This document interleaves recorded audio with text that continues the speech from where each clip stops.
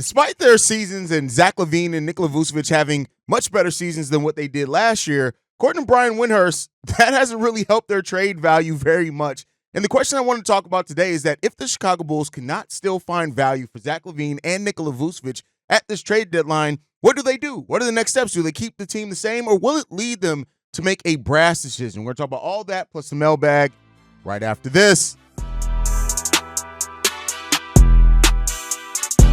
You are now tuned in to Chicago Bulls Central, your number one place for all Chicago Bulls news and content.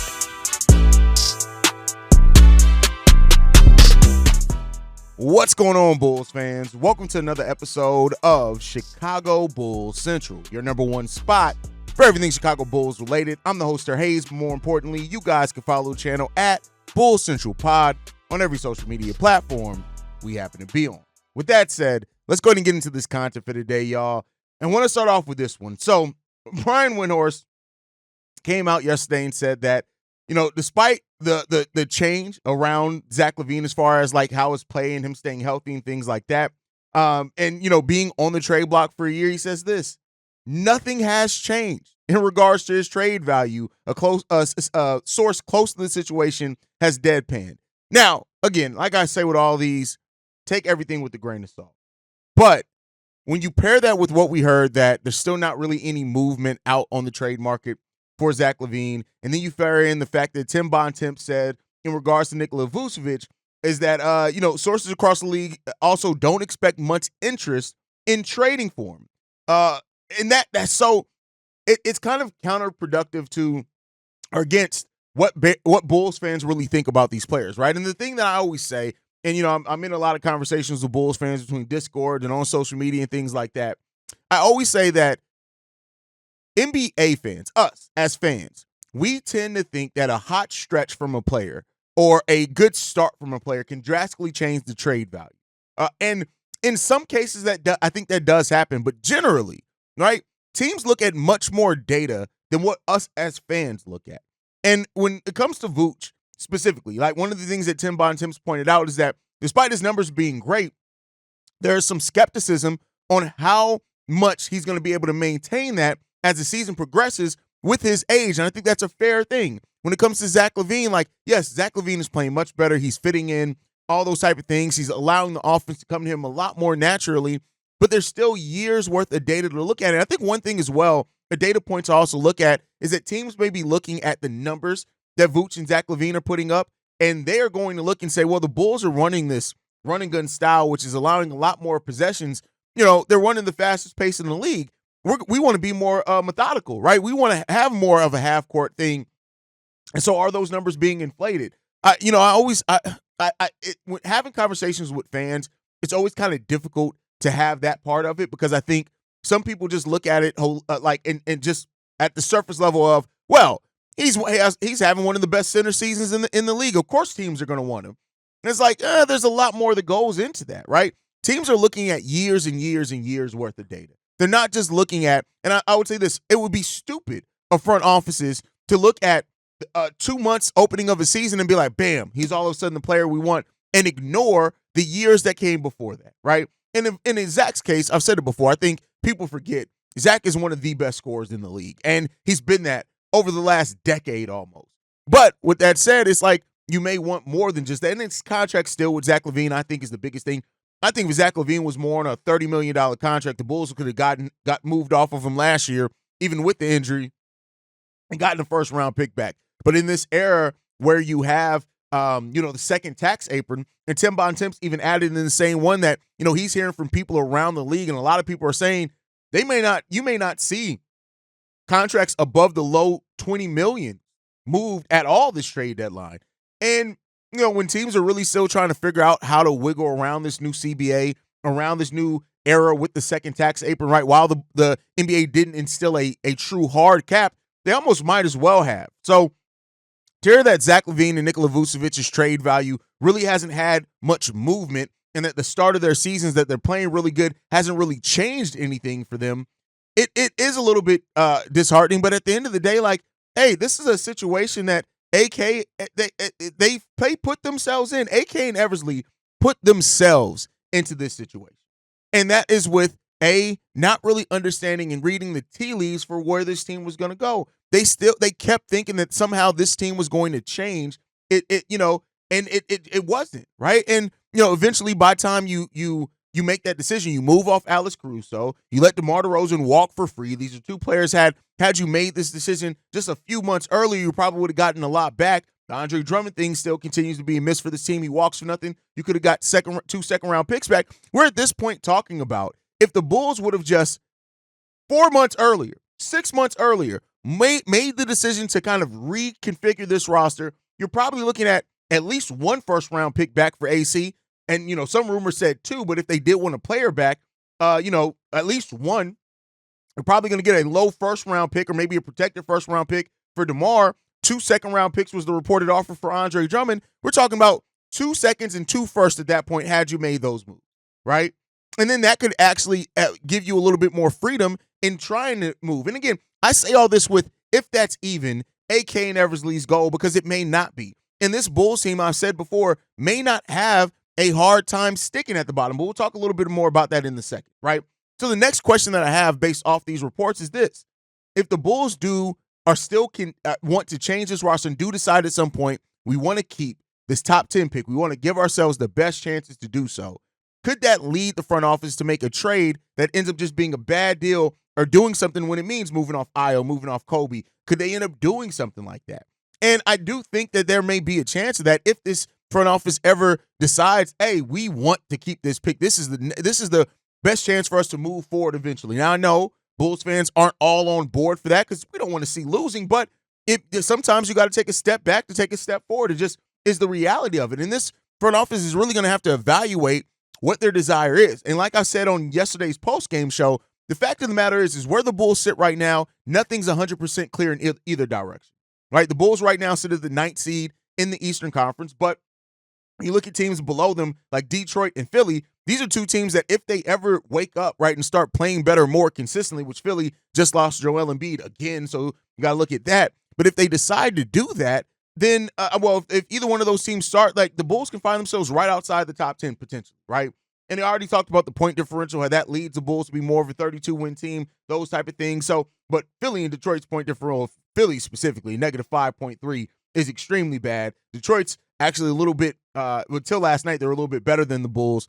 So, you got to look at that aspect of it as well. And so this team really has to, they aren't clearly even a play-in team. Right now, they could definitely make it in the East. They can definitely make that play-in, but it's still not clear because other teams can leapfrog them. They're not clearly in the bottom 10 of the overall league either, even though I think with this defense, they have a solid chance to still get there without making any moves. But if this front office looks at this situation and says, we got to do something to make sure that we solidify either way. If we really want to be this play-in team, you need more because that defense is going to be trash. The half-court offense is going to be trash, and those are things that really kick in a play-in scenario. One of the worst-case scenarios that we talked about a lot with this team that is a realistic possibility is this team could fight for the play-in, make the play-in, get eliminated from the play-in like they have the last 2 years, and then find themselves, in the lottery, but too low to actually, unless they get some major lottery luck, lose their pick. At that point, what have you done?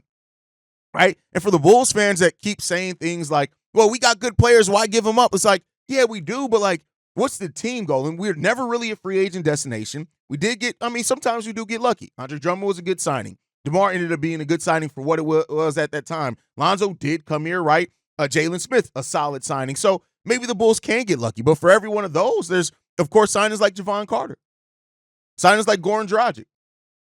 Right? Signings that just don't really work out for this team. So, the vision of this team or the direction of this team is still very, very unclear. And that is why there's so much speculation around what the Bulls could and should do for many pundits, because it just, we don't have a clear path in which we're solidified either way. And that is the question. Sometimes to have better success long-term, you do have to get bad for a while. And so this is a draft, right, where you can get a lot of talent in this draft that could potentially change the direction of your franchise. But again, then you're still betting on this front office to draft correctly, which is another concern that Bulls fans rightfully so have about this front office. So, all this speculation around the Bulls, much like last year, I just can't wait till the trade deadline to get here and us to get through it. I can't wait for that to happen because at some point, it's just at that point we can just know, all right, this is the team, this is what's being done, and let's see what the rest of the season holds. And development is still, regardless of any of that, development is still the biggest focus and should still be the biggest focus of this team right now. And we got some young players that are developing. But overall, like, it's just the lack of clarity around this team, the lack of clarity in the direction of the team. At some point, like, it does bite you in your ass. Now, I've said this before as well, that the Bulls salary cap outlook actually isn't that bad. Of course, it gets better if you were to be able to move like a Zach LaVine or whatever. But like, even if Zach and Vooch still stay on this roster, the Bulls have a little bit of flexibility. They have flexibility to re-sign Josh Giddey this offseason, and they'll have the flexibility to re-sign Ayo and Coby at the end of the following season. They'll still be able to do that pretty comfortably. But it's like, okay, at that point, you're betting on Modest hitting a huge leap. You're betting on Dalen and Julian to continue to develop. You're betting on, some other players to develop as well to really get you. Otherwise, you're still just steadying in the same place. So that's what overall, like, this team and the front office, and it just all links back to if AK had realized earlier that and just come to the realization, this team could win some games, but we're not really, really, truly competitive. And now we're fun, but we're not really, really, truly competitive, right? So, and as long as Billy Donovan also is the coach of this team, I would even say if the Bulls were to move Vooch and they were to move Zach or one of the two, like, Billy is still like, he's going to coach this team to try to win games. Now, he's going to have his shortcomings as a coach that limit that, but it's the Bulls, man. They can't get right of the NBA. I mean, honestly, all Chicago sports are in a lot of ways. Like, it's just such a crazy place that we continue to find ourselves in, and really, we're still in the same place that we've been, just differently. Right? We just have a different roster construction. We're still in the same place, right? And it's just going to be interesting to watch this continue to develop and to see where we go as a team. But let me know your guys' thoughts on all that down below. It is Saturday, so that means it is Mailbag Day. Let's go ahead and get into these voicemails. This first one is from first-time caller but long-time supporter, Super Duper Danko. Dude, what's good, my Haize? This your boy 609 Super. Great big Super in the chat. Or Super Duper Danko in the chat, my bad. Let's live in a Bulls fantasy world for a second, right? So, the first and the biggest part of the Bulls fantasy is we flip Josh Giddey and turn that into, whatever we could. And it's not even that I don't like Josh Giddey, but I do feel like it's not really, really working. You know what I'm saying? But outside of that, okay, let's say we scratch that, okay? They got Josh Giddey. They love him. He's who they have right now because they traded for him. Okay, we get rid of Zach, Vooch, maybe even, a couple of little in and out here and there. Let's say we keep Ayo, Coby, Giddey, Smith, and maybe even P. Will.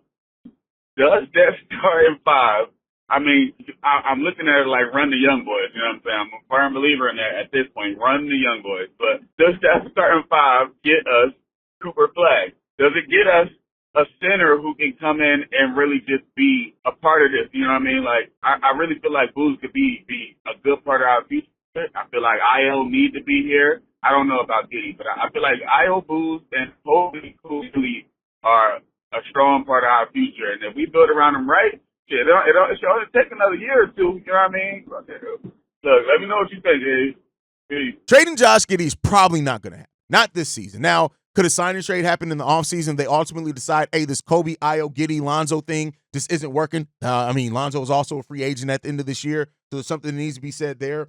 And I ultimately think this, right, is that the Bulls, like, it doesn't come down to just Cooper Flag. There is so much talent in this draft, and I get it. Cooper Flag is going to get, he's going to get the lion's share of the conversation around him. Dillard Harper, Ace Bailey, but this is really a draft that I truly think, if you, down to about 14, you can potentially get a player that's going to be an all-star. It really, really is. And I know that we are trained as, like, especially people who just don't have time to watch a lot of college basketball. And even then, if you don't have time to break it down, right, because some people are just looking at the stat sheet, you may not really understand the upside of some of these players that they have. I keep going to VJ Edgecombe. He's a really good player. Asa Newell is a really good player that can help the Bulls a lot at that power forward position long-term if they end up getting him, right? These are players that really help in those areas. And so that's all the way down to 10. There are some really, really good players in this draft, and I really can't wait to the offseason to be able to break down, do my usual draft analysis, because this is going to be one of those years where I'm probably going to cover about 40 prospects in this draft. But there are really some really good players in this draft, so I don't think it's just about Cooper. Right now, of course, if you get Cooper Flag, that really does kind of automatically change the trajectory of your team. These other guys may have need a little bit more time to develop, but there are some really, really good players. And so I think that when it comes down to it, it's not about putting all your eggs in the Cooper Flag basket. And I don't think this Bulls team is tanking outward. Like, they're not going to be able to catch up with some of the teams that are going to be outwardly tanking at the end of the season after the trade deadline. So, and it comes down to this as well. Like, do the Bulls go best player available, or do they go position? Because like you mentioned, can they find a center that can help this? And Kaman Malowik is the player that definitely can. You look at him, he may still be the best player on the board by the time the Bulls pick. I want to be clear there. But if different players on that board, like the Bulls, I think are at the place now where they may have to take the best player available, which could then lead to them maybe moving a different player. If you do get a VJ Edgecombe, who's probably going to be a shooting guard long term, does that lead you to move Coby White?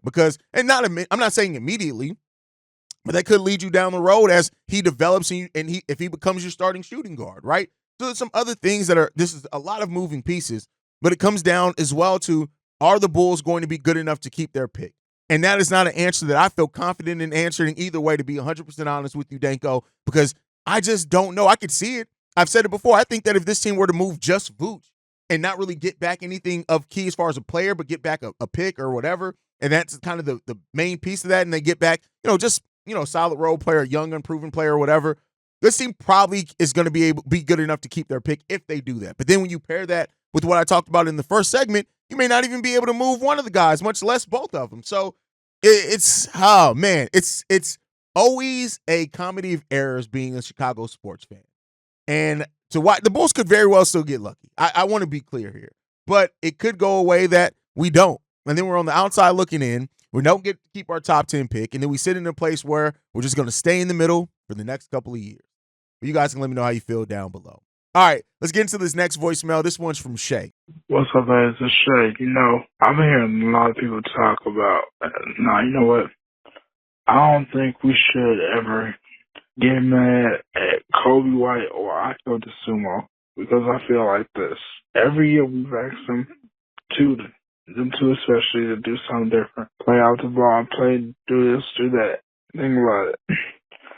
And I believe that the reason why Coby White is getting off to slow start is because he's had to play a new role on a team that, honestly, once again, he's not that used to, and we were putting him in bad situations.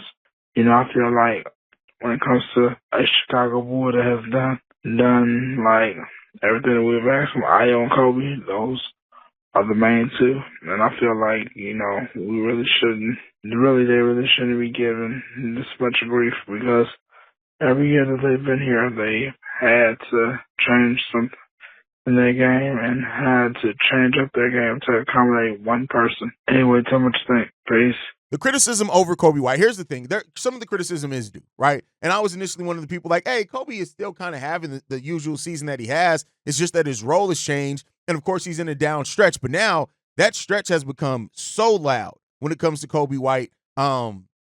And it's just I agree with you, though, that his role has changed. And I talked about that at a high level on a different episode. When you look at the way that Coby White's scoring, Coby White went from scoring mainly in mid-range. A lot. He still took some threes last season, but the majority of his shots came off drives and in mid-range. And that's because he had the ball in his hands. Now, over 62% of his offense is coming on above the break threes and corner threes.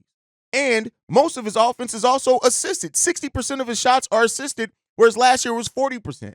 Meaning that he just doesn't have the ball in his hands. Plus, because he's not having the ball in his hands, he's become more of a spot-up shooter, a catch-and-shoot player. And that's just things that are it's just real, right? And to his credit, he's become a solid enough catch-and-shoot player before the streak that he was on. But, I mean, we're talking about Coby White over the last 5 games, 14 points on a little bit over 30% shooting, 33% shooting from the field. It's just not good.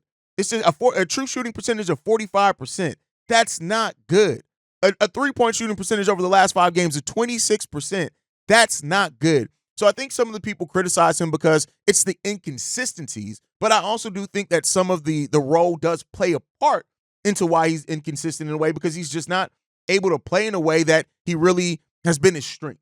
And so we'll see how that goes for this team and for Coby. Hopefully he's able to come out of it. And, as always, Bulls fans are going to find their scapegoat. And whether that's going to be Giddey, Coby, P. Will, now that he's back, it's going to happen. But I do think that as players adapt to new roles, like Ayo, very slow start to the season, but he's really started to come around, and that is because he was in a slow start. Ayo Dosunmu was having a slow start to the season because he went from playing with Coby White, and they have some really good chemistry together, to now playing, with point guards all the time, and he's playing more on the wing. But for the opposite, Ayo Dosunmu's last 5 games, 17.5 points per game. He's doing that on 63% shooting from the field, which is really good, and 52% shooting from three-point range. Ayo is really starting to wake up for this Bulls team, and it's been great to watch him. Last 10 games, 16 points per game on 61% shooting over the last 10 games and 46% from three. Ayo has really turned his season around from that slump that he started off the season with.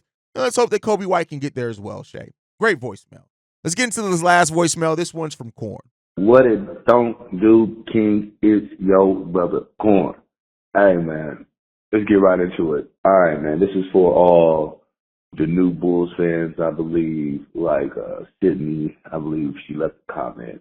Who is Taj Gibson and why he's important. I'm not going to even lash out or get mad and be like, call you all. No, I'm not going to call any fans. If you knew and you wasn't around the D Rose era, I could completely understand. Besides Joakim Noah and D Rose, which is probably the names, or Carlos Boozer, which to a lot of us Bulls fans, Taj was better than. Defensively for sure.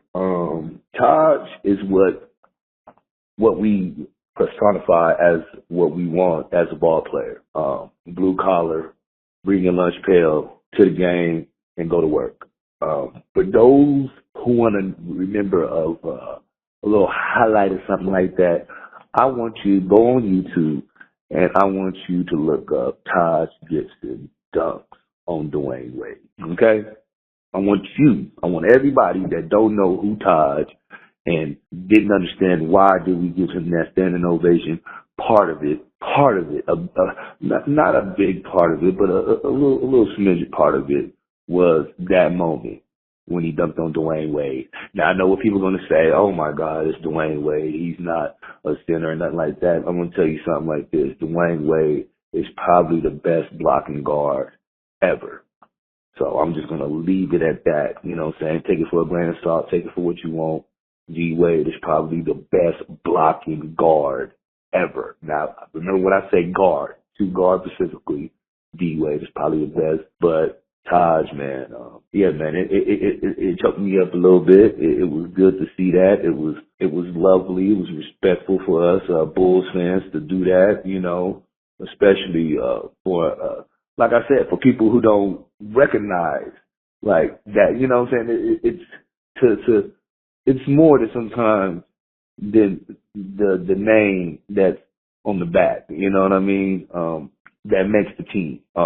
It takes guys like Taj, like I said, that's going to bring that lunch pail. They're just going to do his job and do his role to the best of his ability, man. I love Taj, man. Much respect to him, his career, future. Now, Corn left this, honestly, just a couple of hours before I recorded this, and usually I would have waited till Sunday, but after yesterday in the standing ovation, I wanted to talk about Taj. Taj Gibson is, as Corn said, everything that Corn just laid out is 100% true. He is the exact player when we think about the identity of the Chicago Bulls. He was a tone setter. He was such an important part in cog to that team working. I think that team's still good even without Taj, but I don't think it really works the way it does if it wasn't for Taj Gibson. And you just look at how Taj grew over time with the Chicago Bulls in his role, and where it was like, hey, initially, like I said, him and James Johnson were drafted the same year, and James Johnson was the one that we were really looking at saying, hey, if he works out, he can turn into this for the Bulls, that for the Bulls.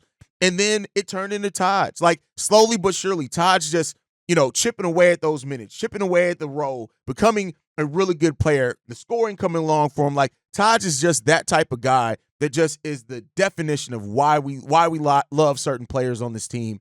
And so much respect to Taj for his time here. He's always going to be one of the guys that we always look back fondly on. You know, he called himself an adopted son of Chicago, and that is factual. And shout out to Taj Gibson for having the moment, the longevity that he's had in his NBA career. Keep in mind, he was an older rookie. People didn't think that he would maybe be in the league outside of 5 or 6 years, and he's turned that into 16 seasons. Shout out to Taj Gibson. I didn't think there was any better way to end this episode than praise on Taj and what he's meant for this franchise and this organization, and props up to you, fella. But that's my time for today. Make sure you guys are following the show at Bull Central Pod. You can send us any feedback, questions, comments, concerns. bullcentralpod@gmail.com. Lastly, if you want to leave a text message and our voicemail for the mailbag, the number to do so, 773-270-2799. We're the number one spot for everything Chicago Bulls related, but that's thanks to you lovely and beautiful people. And like I like to end every episode on, go Bulls. Love you guys. See red if you can, y'all. Peace. This has been a presentation of the Break Media.